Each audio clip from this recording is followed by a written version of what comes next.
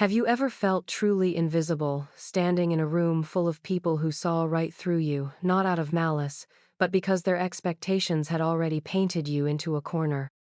Did you ever feel the sharp, precise sting of being dismissed, not with anger, but with a casual, almost polite indifference that cut deeper than any insult? A year ago, in a quiet home nestled deep in the rolling, verdant hills of rural Georgia, 34-year-old Ava knew that feeling intimately.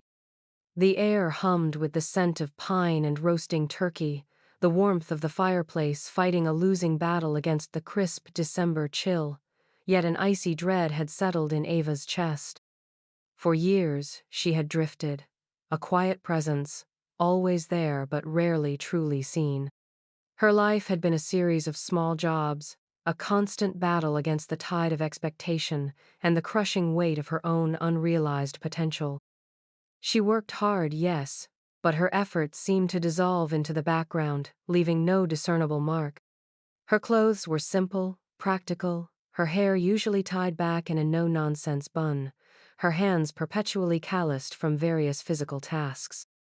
She was dependable, kind, always willing to lend a hand, but these virtues, in the eyes of her ambitious, striving family, seemed less like strengths and more like evidence of her lack of drive.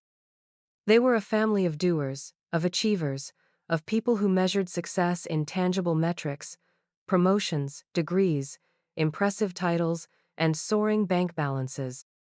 Ava, by those standards, was an anomaly, a quiet ripple in their otherwise boisterous, forward-moving current.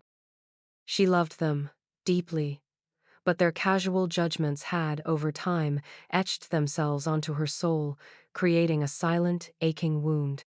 This year, the family gathering felt heavier, the unspoken questions louder. Her cousin Brenda, with her perfectly coiffed hair and a diamond glinting on her finger, had just announced her promotion to regional manager. Her uncle David, a retired military man, held court with stories of his investments. Ava, standing awkwardly near the threshold of the bustling dining room, felt her usual space, a small chair near the end of the main table, was already occupied. She caught Aunt Carol's eye, a woman whose smile rarely reached her calculating gaze. Aunt Carol gestured, a slight tilt of her head towards the small, lower table nestled unceremoniously near the kitchen entrance, the children's table, littered with crumbs and crayon shavings. "Ava, dear," Aunt Carol's voice, though soft, carried an undeniable edge. "Why don't you sit with the little ones this year? At least until you achieve something substantial, wouldn't you say?" The words, though seemingly innocuous, landed like a punch. They were not whispered, but spoken clearly, just loud enough for several nearby relatives to overhear. A ripple of uncomfortable silence spread, then quickly dissipated as conversations resumed, but the message was clear, delivered with the brutal honesty of familial candor. Ava was still a child in their eyes. Unformed, unproven, unworthy of a seat among the adults. Her cheeks burned, a blush creeping up her neck. Her jaw tightened, a tremor running through her hands. She could feel every eye, even those that quickly looked away, resting on her, pitying or judging. The taste of dust, of bitter humiliation, filled her mouth. She swallowed hard, her throat suddenly dry. She nodded, a tiny, almost imperceptible dip of her head, and with a quiet dignity that surprised even herself, she walked towards the children's table. As she sank into the low chair, surrounded by the boisterous innocence of her young nieces and nephews, Ava felt something shift inside her. It wasn't just shame. It was a deep, burning spark. A silent, unshakable vow. The ache was still there, a hollow space in her chest, but now it was accompanied by a fierce, protective determination. She had been cast aside, labeled, and dismissed. But they had underestimated the power of that dismissal, the raw fuel it could provide. The slight, the snub, the casual cruelty of her own family had just ignited a fire in her belly, a fire that would either consume her or forge her into something entirely new. She looked around at the innocent faces of the children, their eyes wide with wonder at the feast before them, oblivious to the unspoken drama unfolding in the adult world. Ava, a woman of 34, sat among them, but in her heart, she was no longer a child. She was an ember, waiting for the right breath of wind to burst into an unstoppable flame. This, she knew with a certainty that chilled her to the bone, was not just about proving them wrong, it was about proving herself right. It was about finding the something that Aunt Carol had so carelessly demanded, not for their validation, but for her own soul. The holiday cheer, the laughter, the clinking of glasses, all faded into a distant hum. All she could hear was the quiet, resolute whisper of her own spirit, echoing the challenge, accepting the gauntlet thrown. The long drive home that night was silent, the Georgia pines blurring into indistinct shadows against the inky blackness. Each mile marker that passed was a physical manifestation of the distance she was creating, not just from her family's home, but from the person she had been. The car, old and rattling, seemed to groan in sympathy with the weight in her chest. The humiliation, still raw and stinging, replayed in her mind like a broken record. Aunt Carol's dismissive gesture, the whispered glances, the forced smiles, the metallic tang of shame. But beneath the shame, a new emotion was taking root, a fierce, protective anger that surprisingly felt less like a burden and more like a strange kind of energy.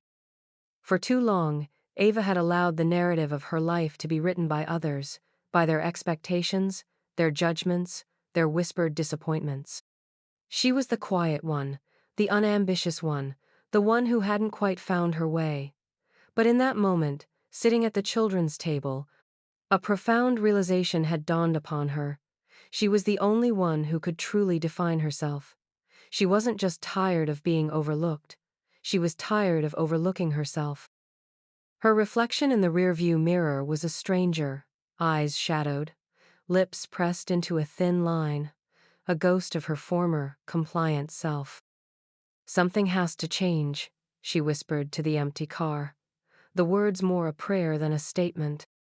She thought of her years of working odd jobs, often physically demanding, leaving her drained but never truly fulfilled. She thought of the little things she did for herself, the small acts of self-care that brought her genuine peace, tending to her tiny herb garden, brewing special teas, walking in the woods, finding solace in nature's quiet rhythms. These were the moments where she felt most like herself, most alive, most connected. It struck her then, with the force of a revelation, how much of her own wellness she had neglected while trying to fit into a mold that was never meant for her. Her body ached, her mind was perpetually stressed, and her spirit felt worn thin. The idea, when it first presented itself, was a faint flicker, a tiny candle in the vast darkness of her uncertainty. What if she could take these small personal rituals, these whispers of self-care, and transform them into something tangible, something that could help others? Not just a product, but a philosophy. The wellness industry felt vast, daunting, often superficial, but Ava envisioned something different, something authentic, rooted in simplicity, in nature, in the kind of quiet, sustainable well-being she genuinely believed in. It would be about reconnecting with oneself, with the earth, with forgotten remedies. Her initial thought was met with a wave of internal skepticism. Who am I to do this? I have no business degree, no grand connections, no capital. The practicalities loomed large, a mountain range of obstacles. But then she remembered the chill of the children's table, the burning shame, and a quiet resolve hardened in her gut. She would start small. She would research, learn, experiment. She would pour every ounce of her overlooked potential into this endeavor. Her first steps were tentative, almost clandestine. She spent her evenings devouring books on herbalism, nutrition, sustainable living. Her tiny kitchen became a makeshift laboratory, filled with the scents of essential oils, dried herbs, and simmering concoctions.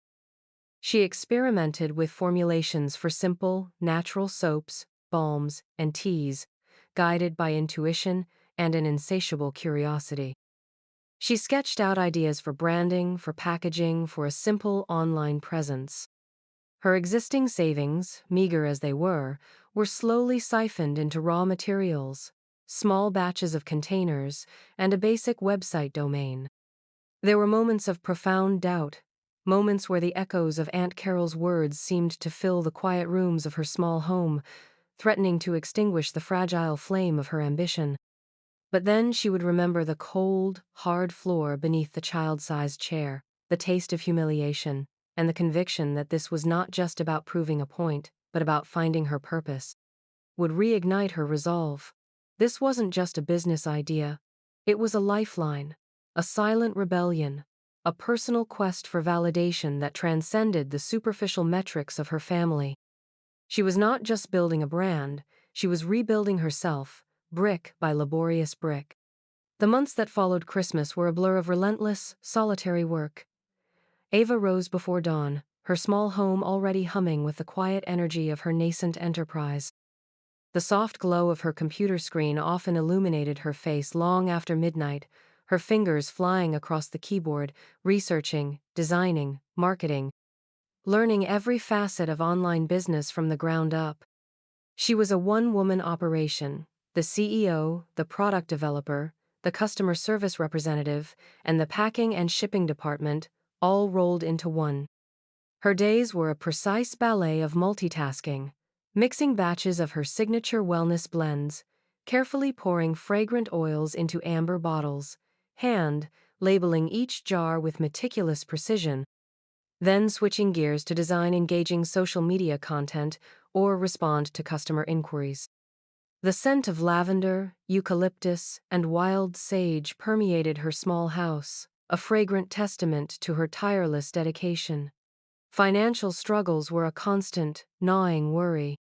Every penny saved, every dollar earned from her dwindling freelance work was immediately reinvested.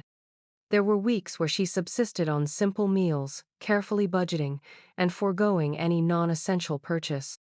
The fear of failure, a cold, insidious presence, often whispered doubts in her ear. She was betting everything on this, not just her meager savings, but her very self-worth. There were countless moments when the thought of giving up became almost unbearable.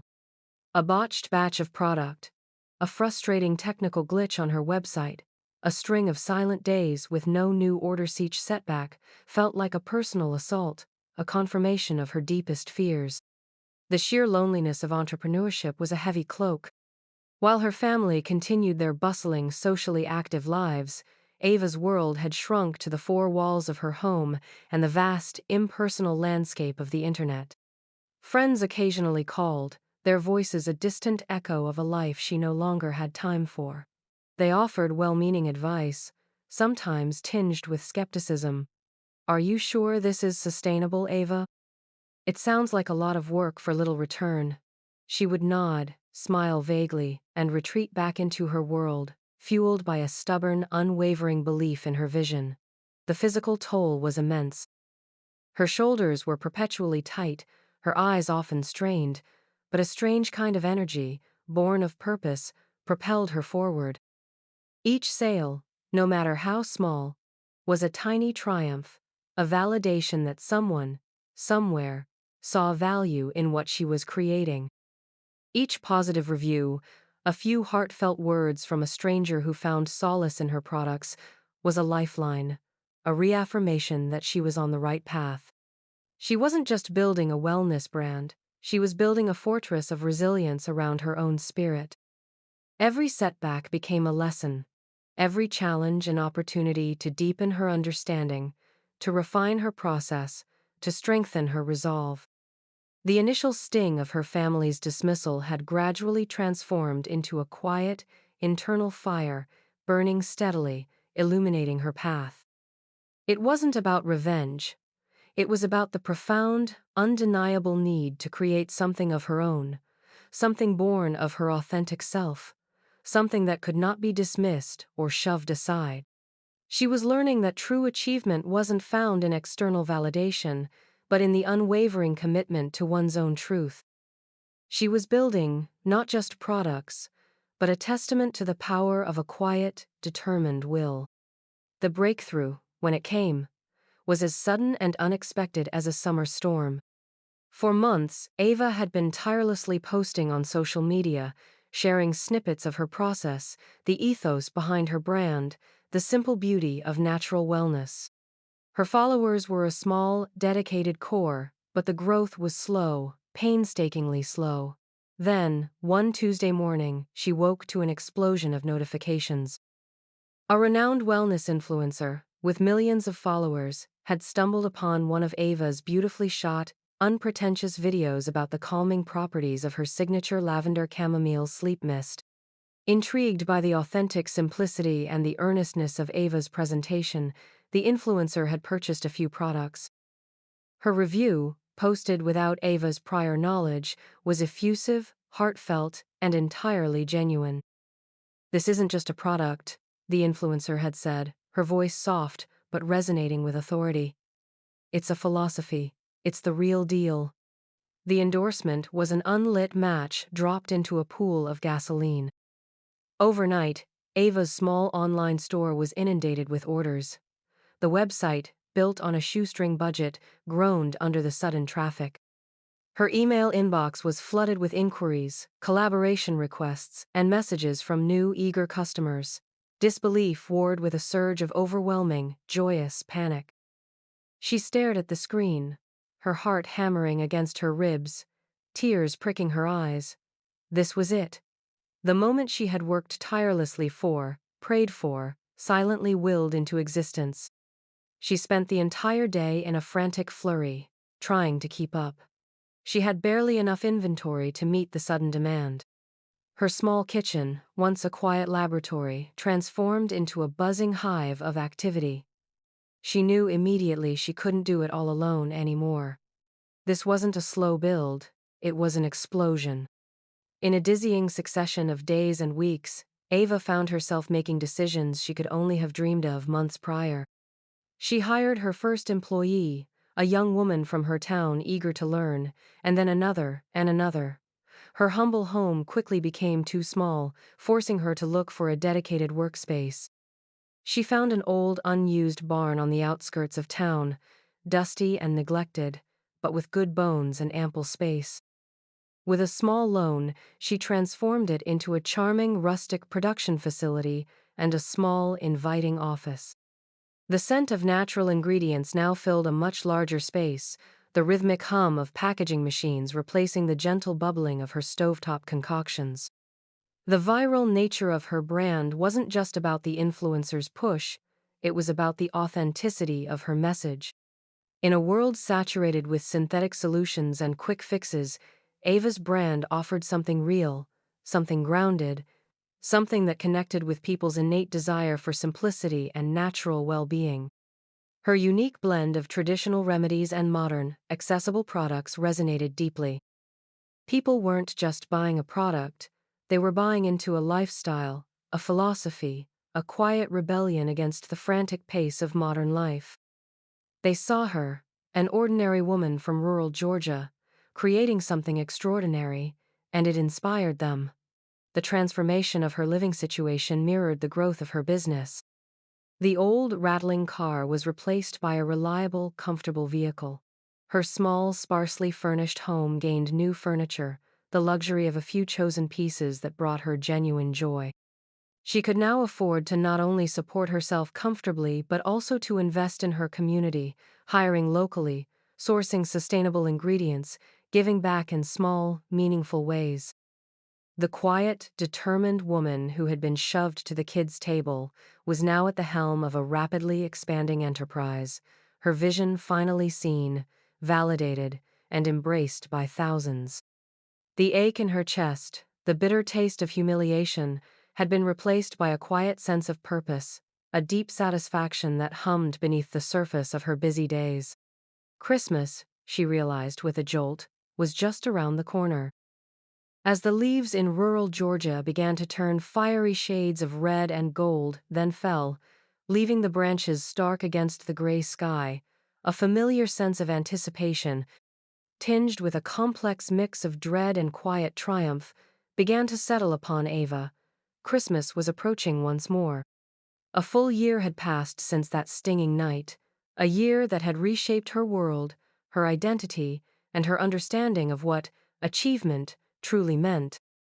The memory of the children's table, of Aunt Carol's dismissive wave, still flickered at the edges of her mind, a ghost of a wound that had long since healed into a scar, a strong, indelible mark of her journey. She had received the usual Christmas dinner invitation, a simple card with familiar cursive, but this year it felt different. It was no longer an obligation, a source of quiet anxiety, but an opportunity for closure, a moment to witness, not impose, the impact of her transformation. She didn't feel the burning need to prove anything to them anymore. Her success had already done that on a scale far beyond their small dining room. But there was a quiet, almost poetic satisfaction in the idea of returning, not as a defiant act, but as an undeniable presence. She pondered her arrival. Her usual reliable car seemed inadequate, not for her own self-perception, but for the silent message she wished to convey. It wasn't about showing off, but about demonstrating the sheer magnitude of the shift, the visible manifestation of a dream realized. She remembered a magazine article she'd skimmed months ago, featuring an entrepreneur arriving in a bespoke vehicle. The image had stuck. Not a flashy sports car, but something elegant, understated yet undeniably luxurious. She decided then, it would be a custom Rolls-Royce, rented for the occasion. It was a statement, yes, but more importantly, it was a symbolic act, a quiet affirmation of her journey from overlooked to undeniably present. The contrast would be stark, a visual representation of the chasm between who she was then and who she had become. The weeks leading up to the dinner were a whirlwind of business meetings, product launches, and strategic planning. Her wellness brand was thriving, expanding into new markets, gaining national recognition. Her team had grown, her production facility hummed with activity, and her days were filled with purpose. Yet, amidst the bustling demands of her empire, the image of that quiet Georgian farmhouse, the scent of pine and turkey, and the sharp sting of that dismissive gesture, remained. The journey back to rural Georgia felt surreal. The landscapes were the summer-rolling hills, ancient oak trees, quiet country roads, but Ava was not. She sat in the plush leather interior of the Rolls-Royce, the hum of the powerful engine, a stark contrast to the rattling of her old car. The familiar landmarks passed by, each one stirring a memory. The old general store, the covered bridge, the winding lane that led to her family's property. Her heart beat a little faster, a mix of apprehension and quiet resolve. She wasn't seeking validation anymore, but she understood the power of presence, the quiet triumph of showing up as the person she had fought so hard to become. The sun was beginning to set, casting long, dramatic shadows across the fields as the Rolls-Royce turned onto the long gravel driveway. The familiar farmhouse, with its welcoming porch light, appeared in the distance. This was it, the culmination of a year of unseen battles, of quiet triumphs, of relentless dedication. She took a deep breath, steadying herself. The girl who had been banished to the children's table was no more. In her place sat a woman forged in the fires of adversity, her spirit unyielding, her presence undeniable. The custom Rolls-Royce glided silently, almost majestically, up the long gravel driveway, its polished obsidian exterior reflecting the fading amber light of the late afternoon. The familiar crunch of tires on gravel was replaced by a sophisticated, barely audible whisper, a sound completely alien to the quiet, rural setting. Outside the farmhouse, a small cluster of family members had gathered on the porch, their voices carrying on the crisp air. Aunt Carol, her hands on her hips, directing cousins bringing in more dishes. Cousin Brenda, laughing brightly at a joke Uncle David had just told. Their expressions were relaxed, their postures familiar, embodying the comfortable ease of a family reunion. Then, the Rolls-Royce rounded the final bend, its imposing silhouette filling their view. Conversations faltered.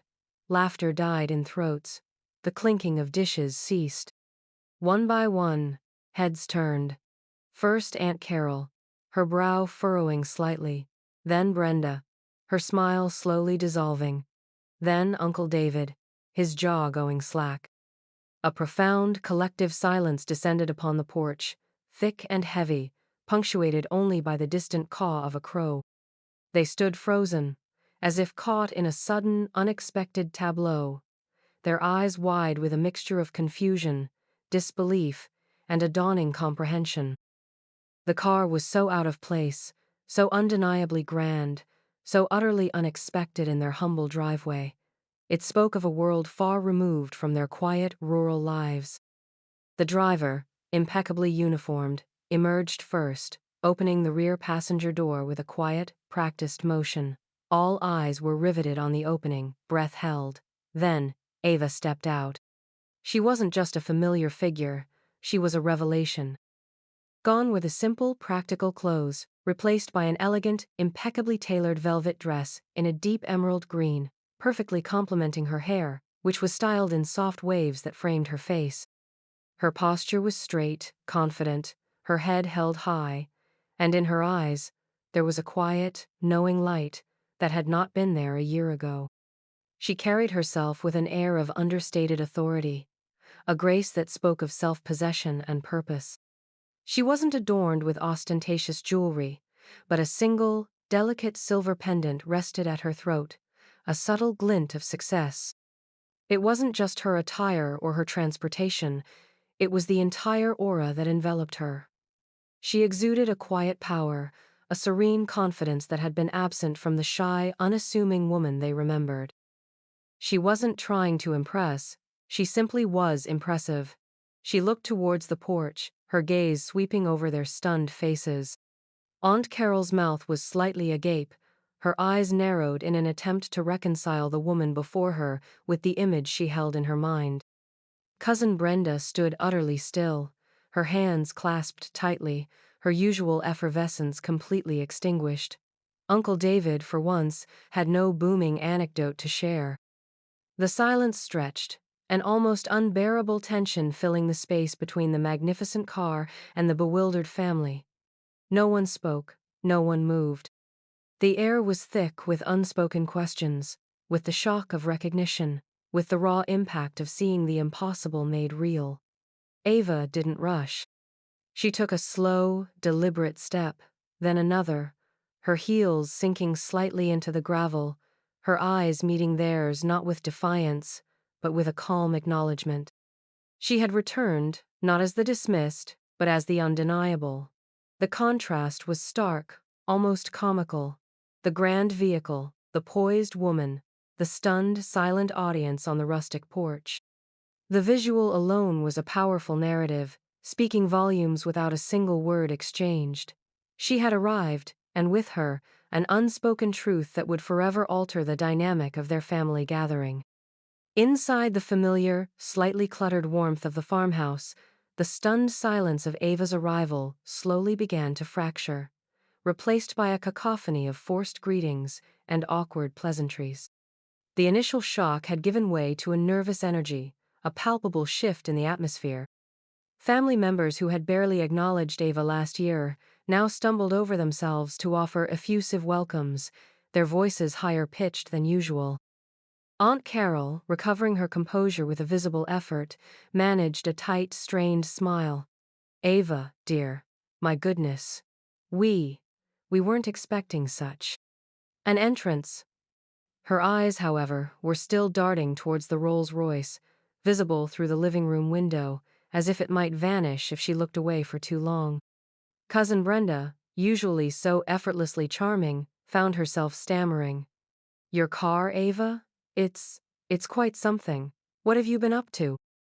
The question, though polite, was laced with an almost desperate curiosity, a need to quantify, to categorize this bewildering transformation. Ava met their gazes with a calm, unhurried ease that disarmed them further. She wasn't gloating, wasn't performing. Her responses were measured, clear, and devoid of any defensiveness. "It's a rental for the occasion, Aunt Carol. Just a little indulgence. Her tone was light, but beneath it lay a quiet confidence. To Brenda, she replied simply, I started a wellness brand. It's been growing quite rapidly. She didn't offer details immediately, allowing her statement to hang in the air. Let their imaginations fill in the blanks, which, she knew, they were already doing. The family was a hive of whispers and glances. Small groups formed, murmuring behind cupped hands. The words Rolls-Royce, brand, and successful floated through the air, quickly amplified by speculation. Ava watched them, a faint, almost imperceptible smile touching her lips. She could see the wheels turning in their minds, the envy, the grudging admiration, the desperate need to understand how Ava, the quiet, unassuming Ava, had pulled off such an astonishing feat. She heard snippets, but she was always so quiet. A wellness brand? What even is that?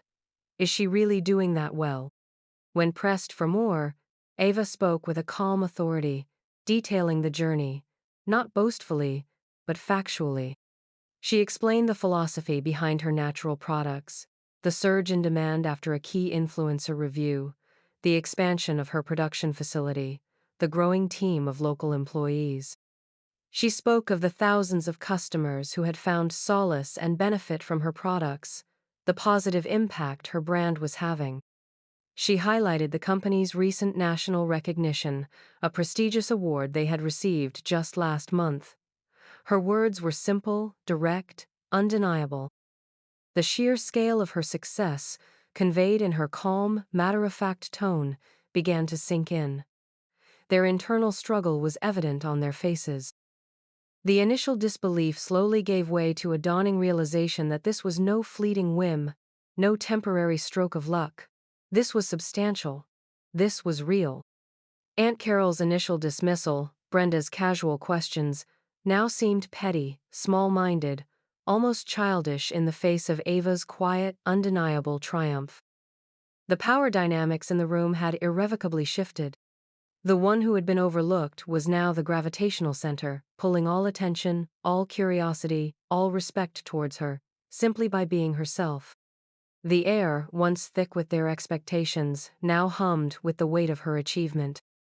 The call for dinner finally came, a welcome distraction from the charged atmosphere. The family began to gravitate towards the dining room, a familiar ritual that had, for generations, dictated the unspoken hierarchy. Ava found herself moving with the flow, observing. Aunt Carol, usually bustling with purpose, now hesitated at the entrance to the dining room, her gaze sweeping over the long, beautifully set table. Her eyes flickered to the head of the table, usually reserved for Uncle David, the patriarch, or perhaps herself, as the esteemed hostess. Then, her gaze found Ava. A strange look, a mix of apprehension and grudging acknowledgement, crossed Aunt Carol's face. She swallowed, her lips pressed together. Then, with a gesture that seemed to cost her immense effort, she extended her hand towards the head chair, a silent, almost imperceptible invitation to Ava. It was a moment laden with symbolism, a quiet surrender. The head of the table, the seat of honor, of authority, of recognition. The place where discussions were led, where the family's narrative was shaped. It was the antithesis of the children's table, both physically and metaphorically. Ava felt a quiet tremor run through her. This wasn't about victory in a petty family squabble, it was about the profound validation of her journey, the acknowledgement of her inherent worth, finally seen, finally affirmed. She met Aunt Carol's gaze, offering a small, polite nod, not of triumph, but of acceptance. She walked towards the chair, the plush velvet of her dress rustling softly. As she reached it, Uncle David, who had been watching the exchange with a bewildered expression, finally seemed to understand. He stepped back, a gesture of deference he wouldn't have dreamed of making a year ago. Ava settled into the chair. It felt different, substantial, yet comfortable. From this vantage point, she could survey the entire table, every face, every expression. The familiar faces of her family members looked back at her, their eyes holding a mixture of awe, curiosity, and undeniable respect. Cousin Brenda, who had been positioning herself near her usual spot down the table, paused, then slowly took a seat further away, her earlier smugness replaced by a quiet deference. The kids' table, still present in its usual corner, seemed miles away now, a faint, distant echo of a painful memory. She glanced at it briefly, a small smile touching her lips. The boisterous laughter of the children, oblivious to the silent drama unfolding around them, reminded her of her own internal shift. She was no longer that defeated woman. She was here, at the head, not because she demanded it, but because her journey had earned it. The clinking of cutlery, the murmur of conversation slowly resumed, but the dynamic had fundamentally shifted. Ava wasn't just at the table, she was the table. She was the focal point, the quiet anchor around which the evening would now revolve. The silence she had encountered upon her arrival had been replaced by a different kind of quiet, the quiet reverence that follows a profound, undeniable transformation. She had not only found her own seat, but she had redefined what it meant to hold one. The dinner proceeded, but the undercurrents of the initial shock and the shifted dynamic remained palpable. The usual boisterous conversations felt subdued, punctuated by curious glances towards Ava at the head of the table. Her presence, once dismissed, now commanded an almost magnetic attention. Family members, who a year ago had engaged in polite but dismissive small talk, now actively sought her out, their questions more earnest, tinged with a blend of awe and a genuine desire to understand. "How did you even start something like that, Ava?" her cousin Michael asked, usually consumed by sports statistics, his voice full of genuine wonder. "Did you always know you wanted to do this?" inquired a quiet aunt, her eyes studying Ava with a newfound respect. Ava answered them all with grace and humility, not boasting, but sharing her story with a quiet passion. She spoke of the initial struggles, the learning curve, the belief in her vision, and the dedication it required. She offered insights into her creative process, the challenges of scaling a business, and the joy of creating something meaningful. She articulated the core philosophy of her wellness brand: authenticity, self-care, connection to nature, with a clarity that resonated even with those who knew little about entrepreneurship.